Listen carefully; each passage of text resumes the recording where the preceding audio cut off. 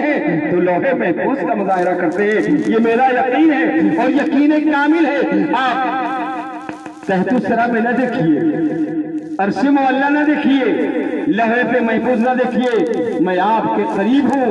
آپ میرے شکم میں پلنے والے بچے کے بارے میں بتا دیجیے کہ وہ بچی ہے یا بچہ ہے, بیٹا ہے یا بیٹی ہے. آپ نے چند لمحے کے لیے آنکھیں بند کی اور اس کے بعد آنکھیں کھول دی. ارشاد فرمایا, اے خاتون, اس بار بھی تیرے شکم میں بچی ہی ہے. وہ عورت رو پڑتی ہے اور آہستہ سے خانقاہ عالیہ سے اپنے قدم کو باہر نکالتی ہے, بلکتے ہوئے باہر جیسے آتی ہے. غوث اعظم کا زمانہ بچپن کا ہے. آپ ایک جھلک دیکھتے ہیں, ارشاد فرماتے ہیں, اے بہن کیوں رو رہی ہو, کیا پریشانی ہے, کیا دقتیں ہیں؟ تو اس خاتون نے کہا کوئی بات نہیں, اے میرے لخت جگر کوئی پریشانی نہیں. تو آپ نے ارشاد فرمایا, نہیں بہن, بتانا پڑے گا کہ تم کو کون سی مصیبت نے رولا رکھا ہے, کون سے دکھ تجھے اس طریقے سے نڈھال کر رکھا ہے, بتاؤ تو صحیح.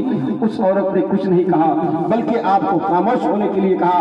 تو آپ نے ارشاد فرمایا, سنو, ایسے نہیں, تم کیوں رو رہی ہو بتانا ہی پڑے گا ورنہ یہاں سے آپ کو ہم جانے نہیں دیں گے.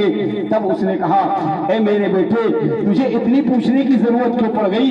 کہا نہیں, یہ وہ عالی دربار ہے جس سے روتا ہوا آتا ہے, ہنستے ہوئے جاتا ہے, تو ہنستی ہوئی آئی ہے, روتی ہوئی جا رہی ہے, اس کا تو برعکس ہو رہا ہے. آپ نے کہا, بتاؤ کیا بات ہے؟ تو اس نے کہا, بیٹے ایسی سی بات ہے, ہم تمہارے ابا حضور کی بارگاہ میں گئے تھے اور اس طریقے کا جملہ انہوں نے کہا. اور کہنے کے بعد جب ان سے میں نے پوچھا تو انہوں نے صاف ظاہر بتا دیا کہ یہ میٹر ہے اور اس بار بھی تجھے بچی ہی ہے. غوث اعظم رضی اللہ تعالیٰ عنہ ایک نگاہ ولایت اس عورت پہ پڑتی ہے اور آپ نے فرمایا کہ میرے والد گرامی کی بارگاہ میں پھر جاؤ تم, دیکھو اس بار میرے والد گرامی کیا کہتے ہیں. وہ عورت پھر جاتی ہے تو غوث اعظم رضی اللہ تعالیٰ عنہ پیچھے تشریف لے جاتے ہیں اور اس نے کہا, حضور والا اب کیا ہے بتا دیجئے. تو آپ نے فرمایا, اب میں تیرے بارے میں کچھ نہیں کہوں گا, اس لیے کہ یہاں پر جو یہ بچہ ہے اب اس کے سپرد میں کیے دیتا ہو, جو کہے گا تو ہو جائے گا. اس وقت غوث اعظم رضی اللہ تعالیٰ عنہ کی ایک نگاہ ولایت اس عورت پہ پڑتی ہے. آپ نے ارشاد فرمایا, اے میری بہن رو نہیں, جو تمہارے شکم میں بچہ ہے وہ بچہ ہے, اور جو تمہارے گھر میں 6 بچیاں ہیں وہ بھی بچہ ہو چکی ہیں. اگر نہیں یقین ہے تو جا کے دیکھ لے. عزیزان ملت اسلامیہ, اتنا کہنا تھا. جب وہ خاتون جاتی ہے گھر میں دستک دیتی ہے, اے منی کھولو دروازہ, تو اندر سے جواب آتا ہے, اے میری ماں میں تمہاری آواز کو پہچان رہی ہوں, میں منی تھی اب میں منا ہو چکا ہوں, اور ایک ہی نہیں بلکہ ہم 6 منی جو ہے وہ منا کی شکل میں ہو چکے ہیں. یہ کس کا کرم ہوا؟ وہ عورت جب اس طریقے کی بات سنتی ہے, دروازہ کھولتی ہے, تو پتہ چلا, معلوم یہ ہوا کہ نگاہ مرد مومن سے بدل جاتی ہے تقدیریں, جو ہو ذوق یقین پیدا تو کٹ جاتی ہے زنجیریں. یہ غوث اعظم رضی اللہ تعالیٰ عنہ کی بہت کھلی اور بالکل علن اعلانیہ کرامت ہے, جس کو ہر خاص و عام جانتے ہیں. یہ غوث اعظم کو اللہ نے موت و حیات کے معاملات پر فائز کر دیا تھا. آپ جسے چاہتے تھے مردہ کر دیتے تھے اور جسے چاہتے تھے زندگی عطا فرما دیتے تھے. بچپن کا زمانہ ہے, ایک ماں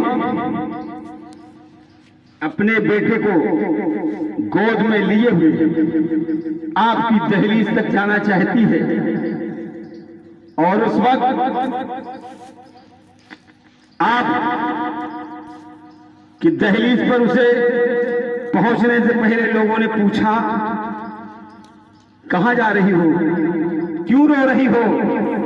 تو کہا, بہت دنوں کے بعد اللہ نے ایک اولاد عطا فرمائی اور وہ انتقال کر گیا ہے, میں خانقاہ عالیہ میں جا رہی ہوں کہ کوئی طریقہ ہو، کوئی اللہ کا برگزیدہ بندہ ہو جس کی نگاہ کرم سے میرا اکلوتا بیٹا حیات پا جائے اور میرے دل کی مرجھائی ہوئی کلی کھلنے پر آمادہ ہو جائے۔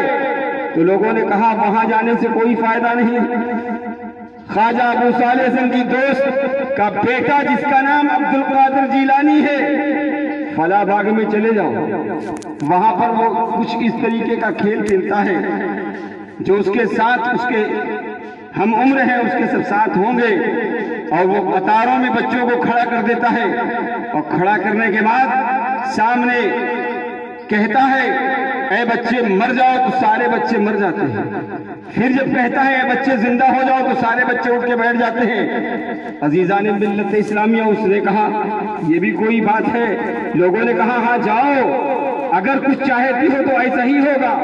وہ عورت جاتی ہے، دیکھتی ہے کہ ایک باغیچے میں غوث اعظم رضی اللہ تعالیٰ عنہ بچوں کے ساتھ یہی کھیل کھیل رہے ہیں، بچوں کو قطار میں کھڑا کر کے اور سامنے کھڑے ہو کر کے ارشاد فرماتے ہیں اے بچے مر جاؤ، سارے بچے فوراً مر جاتے ہیں۔ پھر چند لمحوں کے بعد آپ کی مرضی و منشا جیسے ہوتی ہے ارشاد فرماتے ہیں اے بچے زندہ ہو جاؤ، سارے بچے اٹھ کے بیٹھ جاتے ہیں۔ تو ان لوگوں نے یہی کہا تھا جب یہ کہیں اے بچے مر جاؤ تو اسی مری ہوئی قطار میں اپنے بچے کو بھی لٹا دینا، تاکہ ہو سکتا ہے وہ بچہ ایسا ویسا نہیں ہے، وہ بچہ بہت اپنے وقت کا قابل ہے اور لائق تعریف ہے، لائق تحسین ہے، اور پاک کرامت بچہ ہے، وہ کسی اور کا نہیں بلکہ خواجہ ابو صالح زنگی دوست رحمت اللہ تعالی علیہ کا صاحبزادہ ہے۔ جب وہ گئی تو چند لمحے اسے وقفہ ملا، دیکھا کہ سارے بچے کھڑے ہیں، تو اس نے کہا اب کیا کروں، میرا بچہ تو مرا ہوا۔ تو جب آپ نے فرمایا اے بچے مر جاؤ، سارے بچے لیٹ جاتے ہیں، انتقال کر جاتے ہیں۔ بس جیسے ہی انتقال کرتے ہیں وہ عورت کو موقع ملتا ہے، اسی بچوں کی قطار میں اپنے بچوں کو بھی سلا دیتی ہے۔ غوث اعظم نے کچھ دیر کے بعد کہا اے بچے زندہ ہو جاؤ، سارے بچے زندہ ہو گئے، وہ بچہ نہیں اٹھا۔ پھر آپ نے کہا، پھر نہیں اٹھا، پھر آپ نے کہا نہیں اٹھا۔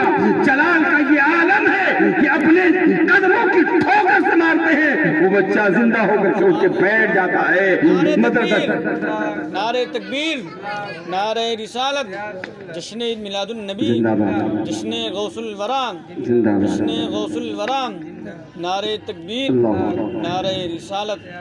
وہ بچہ جیسے ہی آپ دیکھتے ہیں آپ سے رہ نہیں گیا، ارشاد فرماتے ہیں میں نے ایک مرتبہ کہا، 2 مرتبہ کہا، 3 مرتبہ کہا، پھر بھی اٹھنے کا نام نہیں لیتا ہے، اپنے پیروں کی ٹھوکریں جب دیتے ہیں تو عزیزان ملت اسلامیہ وہ بچہ بھی اٹھ کے بیٹھ جاتا ہے۔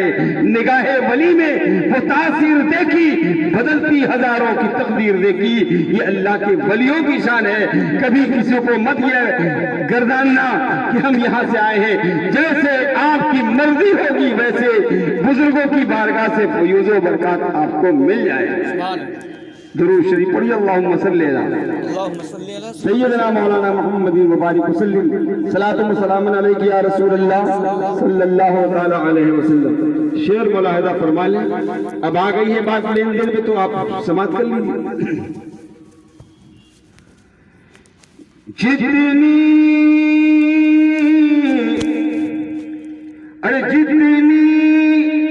طلب تھی اس سے سوا ہی بنا دیا۔ ایسے ہی سوچ لو، چھپر میں رہنے والا محل میں رہ رہا ہے، کچے مکانوں میں رہنے والا اپنے وقت کا بہت بڑا آدمی بن گیا ہے۔ اور ایسا بھی دیکھا گیا ہے کہ بہت بڑے بڑے ذمہ دار آج اپنے جہاں تھے وہیں پر بیچارے جس حال میں اللہ ان کو رکھا ویسی ہے۔ مگر اس کے علاوہ بھی ایک وقت ایسا تھا کہ کھانے کے لالے پڑے ہوئے تھے، آج تو روڈ پہ بھکاری بھی ایک بھکاری مانگتا ہے تو اپنے 10 لوگوں کا پیٹ چلا دیتا ہے، کپڑے پہنا دیتا ہے، گھر کی پورے اخراجات اٹھا دیتا ہے۔ کیوں؟ اس لیے کہ اللہ نے رزق کی اتنی فراوانی عطا فرما دی ہے، اتنی ترقی کا زمانہ ہم لوگوں کے پیریڈ میں آ گیا ہے۔ ویسے آئے نہ آئے اس کی مرضی ہے، مگر ہم تو دیکھ رہے ہیں کہ کتنا ترقی کا زمانہ ہے۔ لوگ پانی کی سطح پہ چلنا آسان سمجھتے ہیں، لوگ فضا میں اڑنا آسان سمجھتے ہیں۔ آج تو چاند پہ جانے کی تیاری ہو رہی ہے۔ ہر دن آپ کو پیپر کے ذریعے، ٹیلی ویژن اور خبروں کے ذریعے ہر دن پتا چلتا ہے کہ آج فلاں گرے پہ جا رہے ہیں، آج فلاں گرے پہ جا رہے ہیں۔ یہ اس کی عطا ہے۔ اللہ نے انسان کو افضل المخلوقات بنایا ہے، اشرف المخلوقات بنایا ہے، نطق گویائی کا مالک بنایا ہے، سوچنے سمجھنے کی عقل عطا فرمائی ہے۔ اسی کو کہتے ہیں عقل سلیم۔ عقل سلیم کے ذریعے پروردگار عالم نے اس انسان کو پوری دنیا کا خلیفہ بنا دیا ہے۔ کتنی ہی بڑی طاقت کا مالک ہو۔ خشکی میں سب سے بڑا جانور کون سا ہے؟ ہاتھی ہے۔ شیر کو بھی لوگ مانتے ہیں۔ اور سمندر میں پانی میں رہنے والا جانور بہت بڑے بڑے مچھلی تو ایسی ہیں جو جہازوں کو پلٹ دیتی ہیں، ایسے جانور ہیں جو جہازوں کو گرفت کر لیتے ہیں، مگر اس پر بھی بندے انسان کی حکومت ہے۔ شیر انسان کے تابع، ہاتھی انسان کے تابع، جو سمندر میں بے-تاب پانی میں رہنے والی مچھلی انسان کے تابع ہے۔ تو انسان کو اللہ نے کیسے بنایا؟ چھوٹا ہی تو ہے، مگر اس کو عقل سلیم عطا فرمائی ہے، جس کے ذریعے وہ پانی کی سطح پہ بھی چلتا ہے۔ پانی کسی کو برداشت نہیں کرتا، مگر انسان کی بنائی ہوئی مشین جو لاکھوں ٹن کی ہوتی ہے اس کو وہ برداشت کر لیتی ہے، برداشت کر لیتا ہے۔ نہیں، اس میں انسان کا ہاتھ لگا ہوا ہے، اس میں عقل سلیم کی تجویز کی گئی ہے، اس میں اللہ کا فضل ہوا ہے۔ پانی کبھی نہیں برداشت کرتا کسی شے کو، ہر شے کو اپنے اندر لینے کی خواہش رکھتا ہے، مگر انسان ایک کاغذ کی ناؤ بنا کر کے ڈال دیتا ہے۔ پانی کی مجال نہیں کہ اس کو اپنے اندر جذب کر لے۔ کیوں؟ اس لیے اشرف المخلوقات کا ہر شے احترام کرتی ہے، تو جب ہمارا احترام کرتی ہے تو ہمیں بھی اس لائق کا بننا چاہیے۔ شعر ملاحظہ فرمائیں۔ جتنی طلب تھی اس سے سوا ہی بنا دیا، اور جتنی طلب تھی اس سے سوا ہی بنا دیا، اور جتنی طلب تھی اس سے سوا ہی بنا دیا، اور مولا نے مصطفیٰ کا، مولا نے مصطفیٰ کا سپاہی بنا دیا، مولا نے مصطفیٰ کا سپاہی بنا دیا۔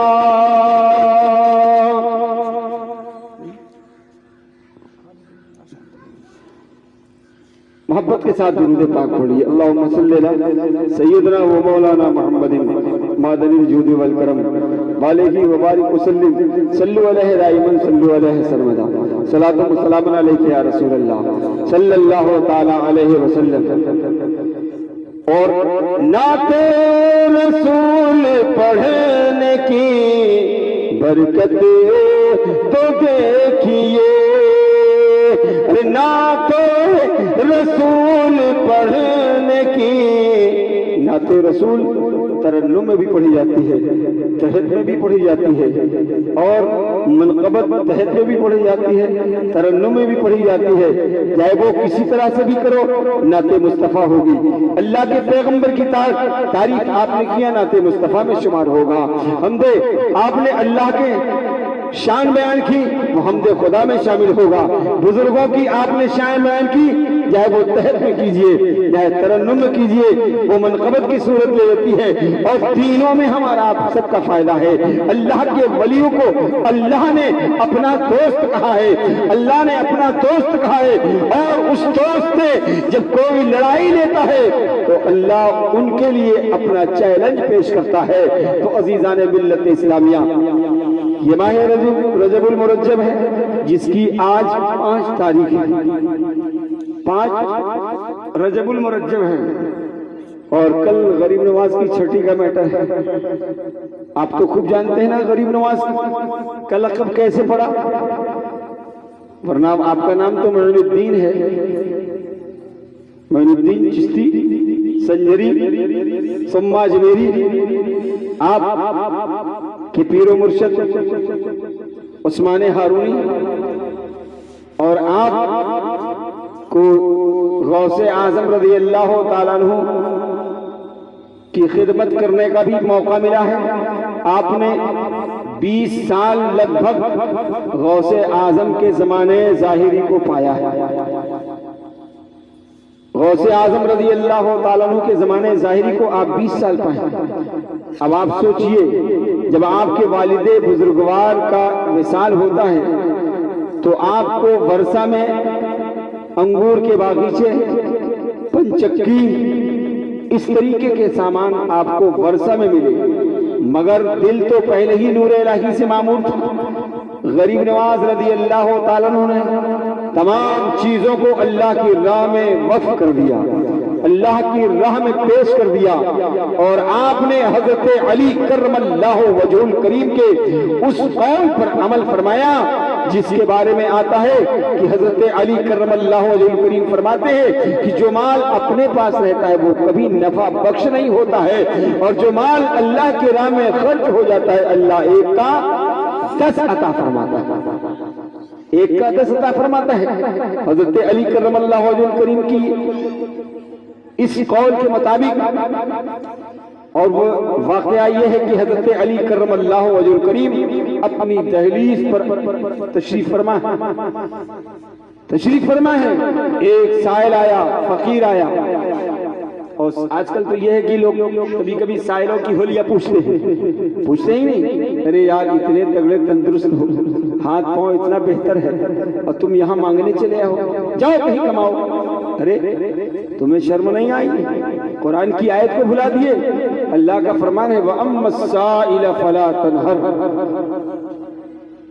کبھی سائلوں کو دھتکارو نہیں، چھڑکو نہیں، ڈانٹو نہیں. وَأَمَّا السَّائِلَ فَلَا تَنْهَرْ، یہ اللہ کا فرمان ہے. حضرت علی کرم اللہ وجہ الکریم اپنے دروازے پر تشریف فرما ہے. حسنین کریمین دائیں بائیں ہیں. ایک فقیر آتا ہے اور کہتا ہے علی کچھ ہے؟ تو آپ نے ارشاد فرمایا کیا بات ہے؟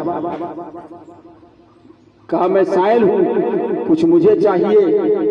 حضرت علی کرم اللہ وجہ الکریم فرماتے ہیں کہ میں نے اس سے کچھ پوچھا نہیں. حسنین کریمین کو آپ نے کہا ہے میرے لقت جگر جاؤ اپنی ماں سے کہہ دو کہ سائل آیا ہے کچھ دے دے. توجہ ہے نا آپ لوگوں کی، کچھ دے دیں. حسنین کریمین تشریف لے جاتے ہیں. بچپن کا زمانہ ہے، امی جان ابا حضور کا یہ قول ہے کہ ایک سائل آ کر کے دروازے پر ہے اور آپ کے بارے میں آپ کہا ہے ابا حضور نے کہ کچھ دے دیں. تو حضرت فاطمہ الزہرا کا وہ انداز دیکھیے، وہ مخلصانہ جملہ ملاحظہ فرمائیے. آج تو ملکہ توحیدی بن جاتی ہے معاذ اللہ رب العالمین. حضرت علی نے آپ کو کچھ دن پہلے 6 درہم دیا تھا، وہ بھی آٹا لانے کے لیے. حضرت فاطمہ الزہرا نے حسنین کریمین سے ارشاد فرمایا جاؤ علی یہ شیر خدا فاتح خیبر سے کہہ دو جو آپ آٹا لانے کے لیے 6 درہم مجھے دیں، کیا اسی میں سے دے دیں؟ حسنین کریمین نے آ کر عرض کیا حضور امی کا قول یہ ہے کہ جو آپ نے 6 درہم دیا ہے آٹا لانے کے لیے کیا اسی میں سے دے دیں؟ حضرت علی نے فرمایا جا کہہ دو جو ہے سو دے دیں، اور اتنا ضرور اپنی ماں سے کہہ دینا، فاطمہ بنت رسول سے کہہ دینا کہ جو مال اپنے پاس رہتا ہے وہ کبھی نفع نہیں دیتا ہے، اور جو مال اللہ کی راہ میں خرچ ہو جاتا ہے اللہ اس کا 1 کا 10 عطا فرماتا ہے۔ حضرت فاطمہ الزہرا فاطمہ بنت رسول کی بارگاہ میں حسنین کریمین جاتے ہیں اور حضرت علی کا کہا وہ جملہ دہرا دیتے ہیں۔ آپ نے اٹھایا 6 درہم حسنین کریمین کو دیا، اف تک نہیں کیا۔ اللہ کے مقدس ولی تاجدار ولایت فاتح خیبر باب العلم نے فوراً لیا اور فقیر کی جھولی میں ڈال دیا۔ فقیر چلا جاتا ہے، گھر میں اب کچھ نہیں ہے، 6 درہم تھے وہ بھی فقیر کی جھولی میں آپ نے ڈال دیا، آٹا بھی نہیں ہے، کوئی سامان نہیں ہے، مگر توکل تو علی اللہ، آپ نے کہا تھا گارنٹی ہے جو مال اللہ کی راہ میں خرچ ہو جاتا ہے اللہ اس کا 1 کا 10 عطا فرماتا ہے۔ آپ بیٹھے ہیں آرام سے، حسنین کریمین بیٹھے ہیں، کوئی دقت نہیں، کوئی سوچ و فکر نہیں۔ تب تک ایک شخص آتا ہے، اپنے ہاتھوں میں اونٹ کی نکیل پکڑے ہوئے حضرت علی کی بارگاہ میں آتا ہے، سلام پیش کرتا ہے، پیش کرنے کے بعد محو کلام ہوتا ہے اور کہتا ہے اے علی یہ اونٹ لوگے، آپ خریدو گے؟ حضرت علی نے ارشاد فرمایا ہاں میں تیرا اونٹ لوں گا۔ کتنے کا ہے؟ کہا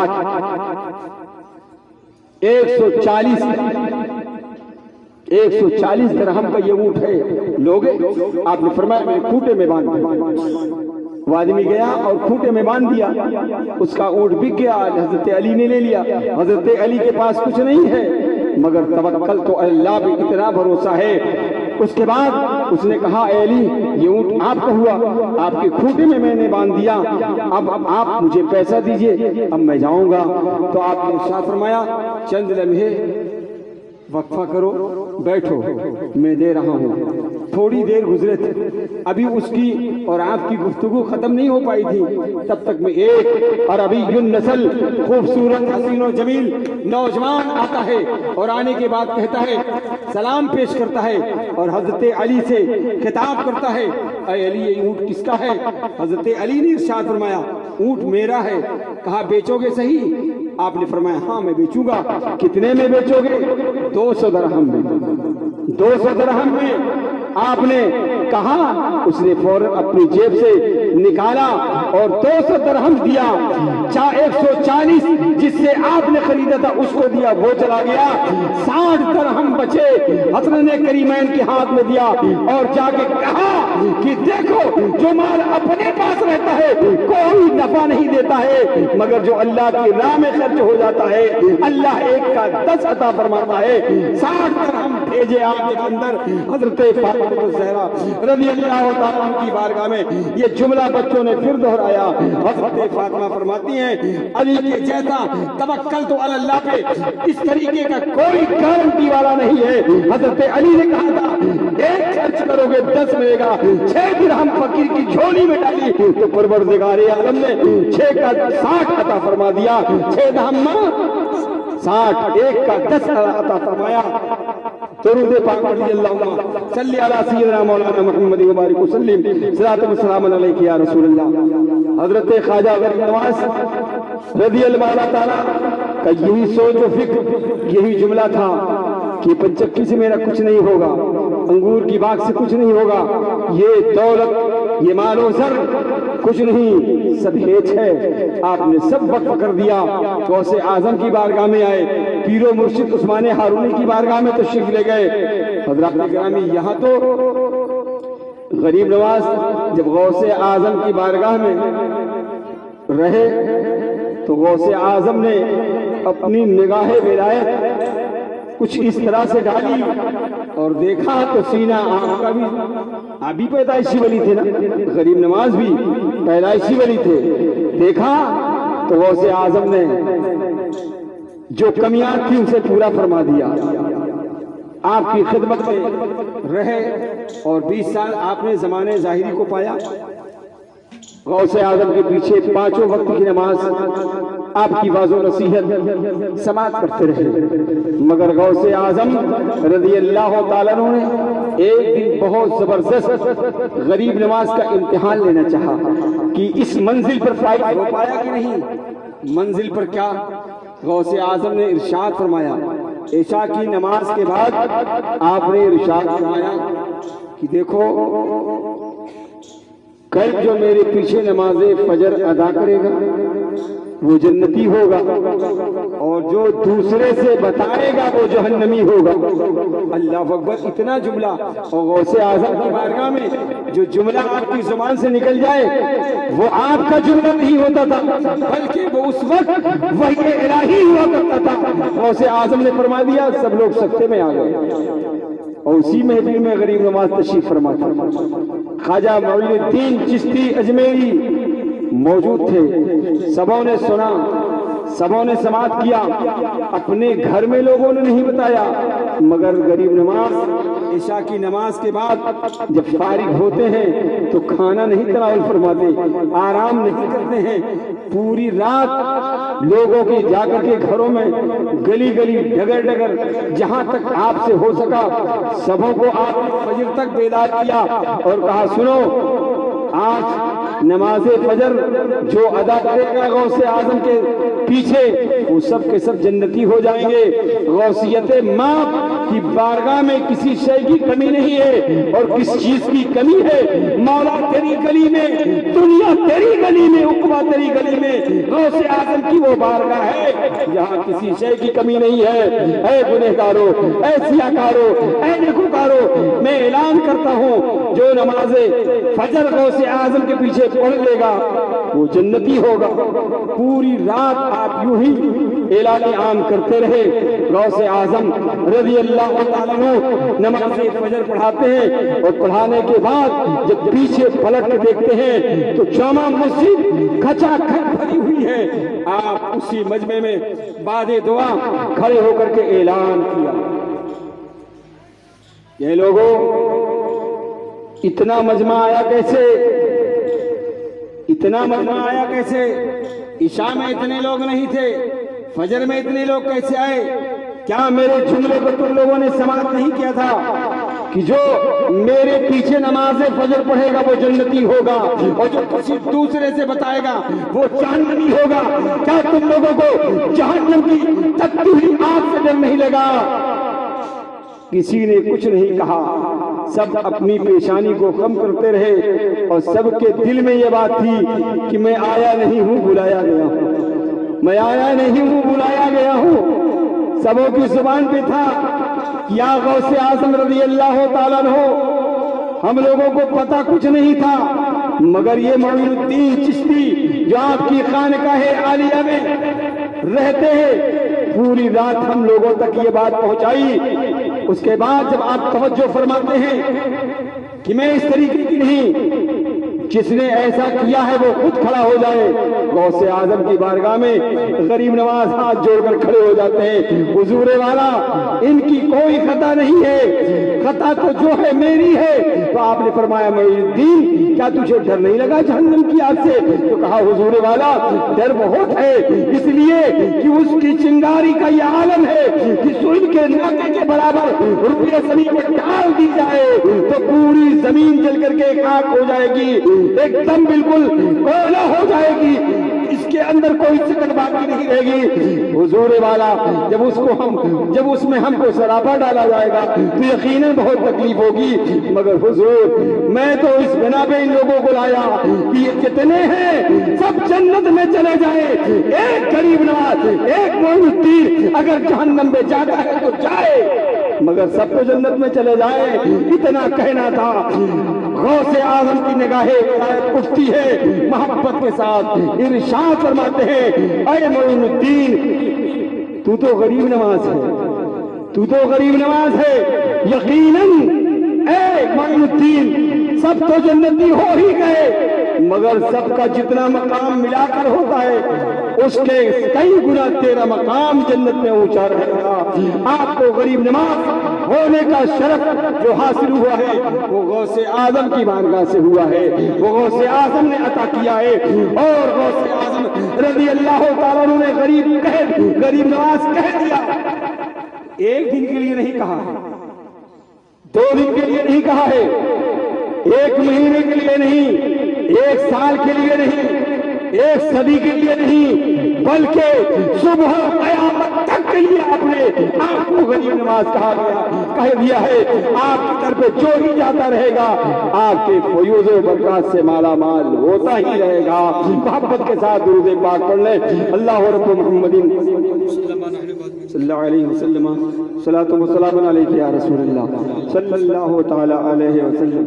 حضرات وقت بھی کافی ہو گیا اور تمام لوگ آئے ہوئے ہیں، تو آپ سے بھی کچھ باتیں کرنی ہیں، لہذا کچھ میں آپ کو شعر کی صورت میں پہنچا کر کے اور اسی کے ساتھ میں صلاۃ و سلام پڑھ لوں گا انشاءاللہ العزیز۔ محبت کے ساتھ درود شریف پڑھ لیں تو میں آگے عرض کروں۔ اللہم صلی وسلم علی سیدنا مولانا محمد مبارک وسلم، صلاۃ و سلام علیک یا رسول اللہ صلی اللہ تعالی علیہ وسلم۔ سرکار مسکرا کے جدھر دیکھنے لگے، سرکار مسکرا کے جدھر